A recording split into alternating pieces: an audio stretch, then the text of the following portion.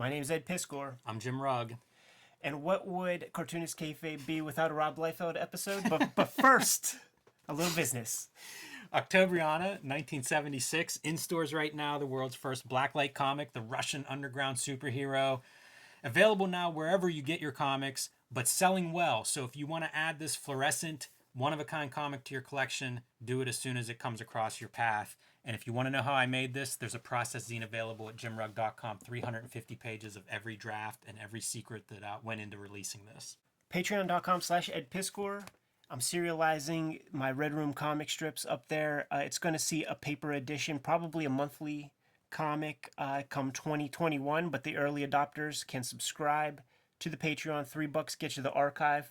The entire issue 1 is almost completely up there. I put up new strips every Tuesday.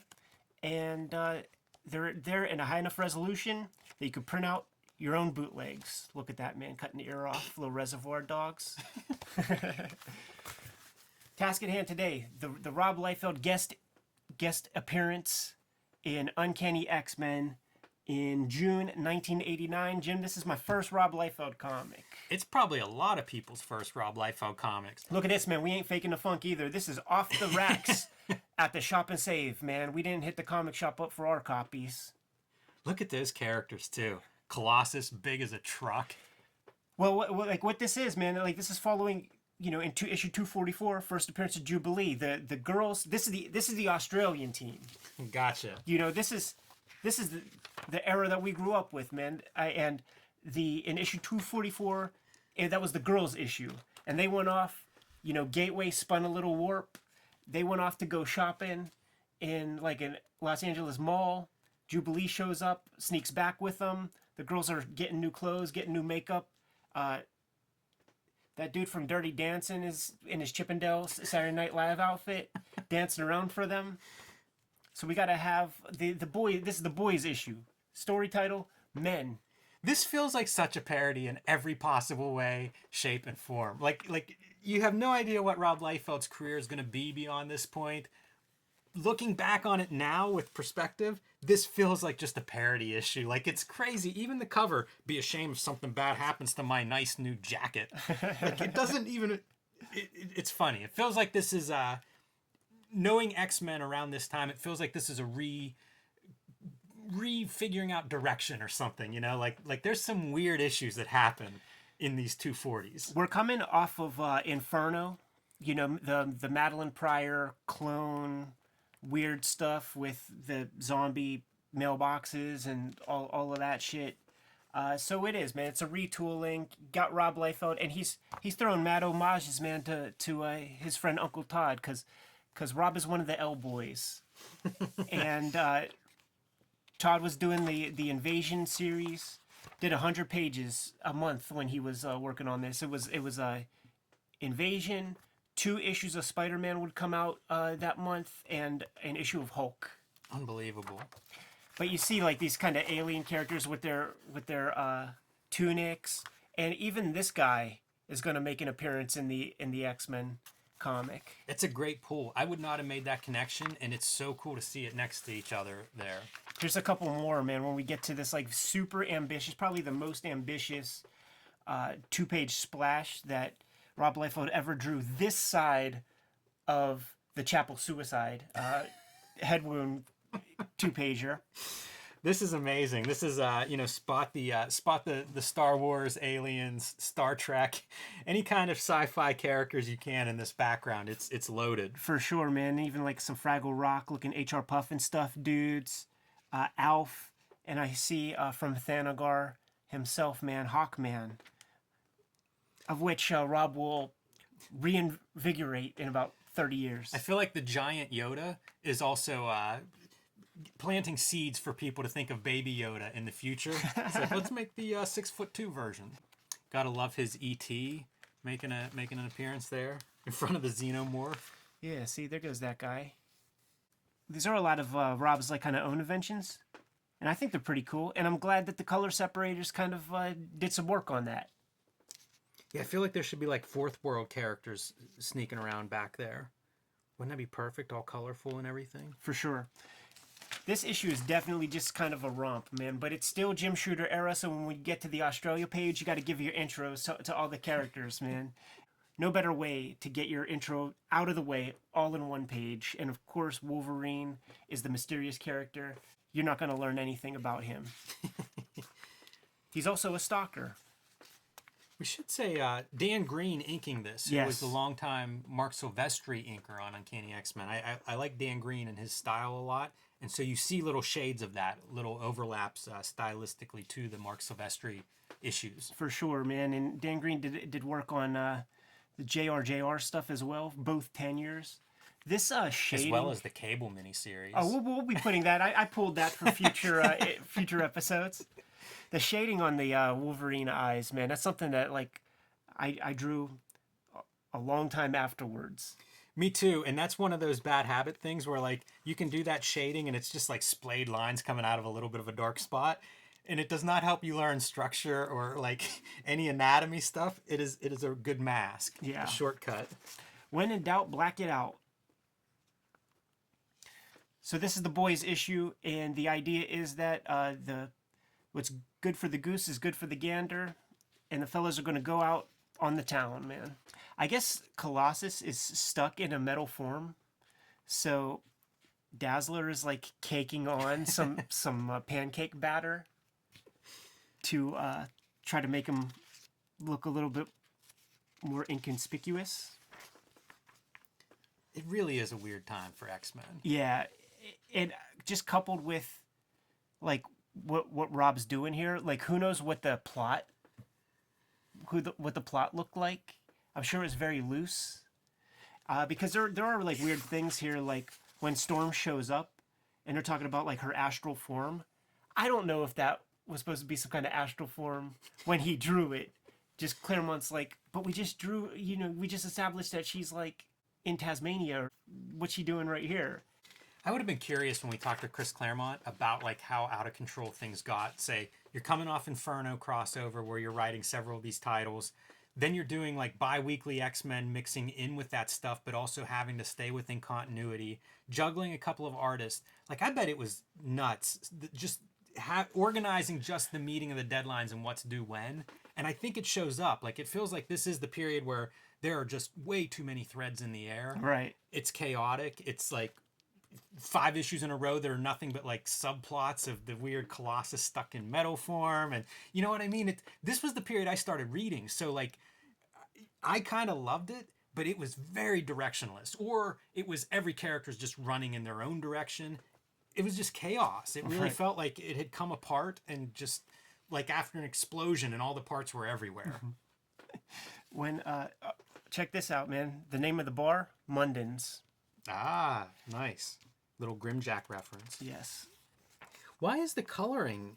It's weird. I'm looking at like my issue and your issue, and it's the same. Right. But it's weird. The faded out coloring. Yeah. Yeah, couldn't tell you, man. It just it goes with the aesthetic of the weirdness of the entire issue. Very spare on the backgrounds, as you can see, and this is the shit that really spoke to me. Like this is my issue that I got back then, and the reason why it's still in good condition is because I went to move to Baltimore for 1 year, but we still had the house here, and I left it. This is June, so it came out in May, like end of the school year. I got it like right then, and then we had to split because my dad got a job for a little while, and I left it, and all I could think about was this issue for weird reasons, man. And this page with these incoming spaceships is one of those reasons, because I just figured out how to drop in perspective, and I see these buildings right here in this very clear Australian setting, and I'm like, I could draw those buildings. I can't draw much, but I could definitely draw those buildings there. An invasion from space. Look at this, man. My issue still has these like very expensive gold on a roll rings. Like, wow. Like who's the audience for that? Ain't that the truth? $720 rings back when comics were $1.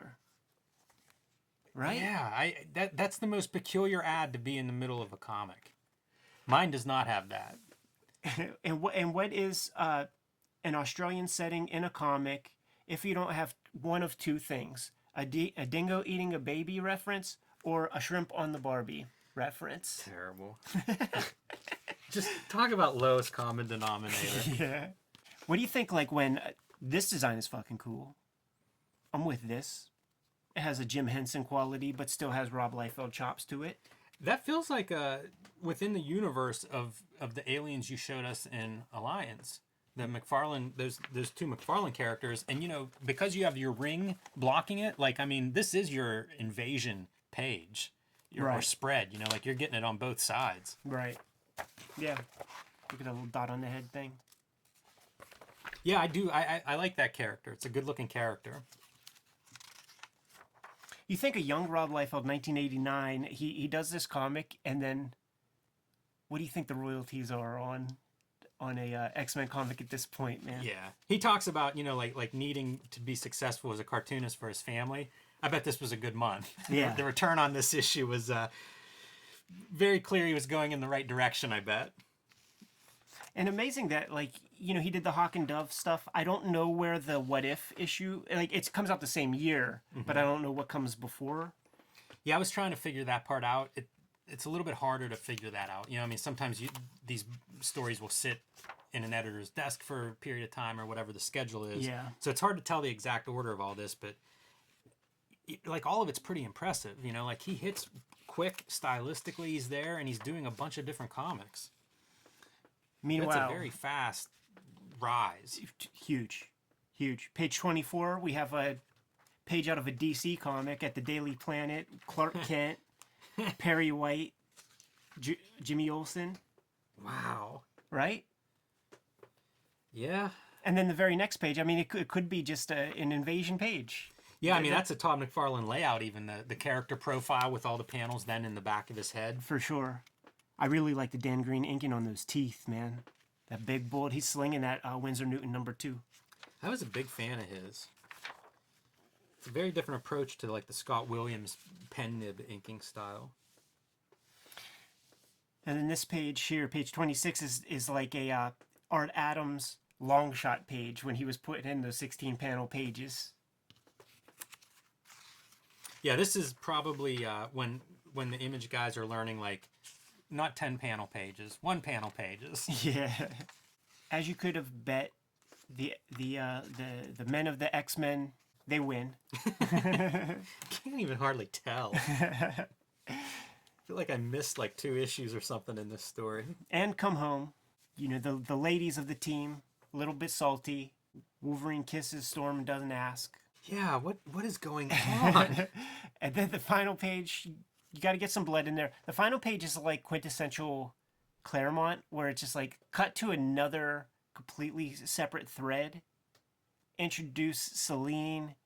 Rob Liefeld always liked those John Byrne, you know, those goons. Let him draw a couple of those guys and get the hell out of there. Yeah, there were so many epilogues in the X-Men comics of this time period. I like to think that the word balloon is over top of this severed head, because you see a head down there, and I like to think that was like a stump, and then John Romita, the art director, saw that shit and was like, put the word balloon over top of that. I like that too, Ed. I wouldn't have caught that on my own. I'm so glad you pointed it out. I imagine that the Orzechowski lettering was pasted on stuff because Rob was a West Coaster, but I could be wrong. Yeah, I have no idea. I mean, I would imagine it's pasted on because I feel like every one of these issues had to be late and like under the gun and trying to get in on time. This is the era where Silvestri is doing 2 issues a month sometimes. You know, like that comes either a little before this or a little after that. Yeah, the bulk of my early X-Men, it's Silvestri and Dan Green, and I love that stuff. I mean, at some point, it's probably worth looking through a couple of those just to kind of show off pre-Jim Lee what was going on, because that's the stuff that made me fall in love with it, and it is a very different approach, and it's one that Silvestri kind of abandons whenever he goes to a much more line-intensive style. But I think it's rich and amazing. Yeah. And X-Men is such a dynamic comic at this time period, and you add in those bi-weekly books and the giant cast and subplots, and it felt like it was just rushed, like you're running, you know, like everybody's just running. that was part of it. That was the energy and the excitement. This issue has that, you know. It just felt like everything was just moving really fast because there was so much information. I guess Claremont was trying to keep up with. It's weird. Like, it's not something I would have thought of at the time when I was reading it, but looking back at it or revisiting it now, it stands out as being just chaos, man, of like everything happening and so many moving parts, including the artists. And this was a pause issue, you know, guest appearance, play around a little bit, as close to a one and done as you're going to get in a Chris Claremont X-Men comic, but worth taking a look at. Yeah, I don't regret it.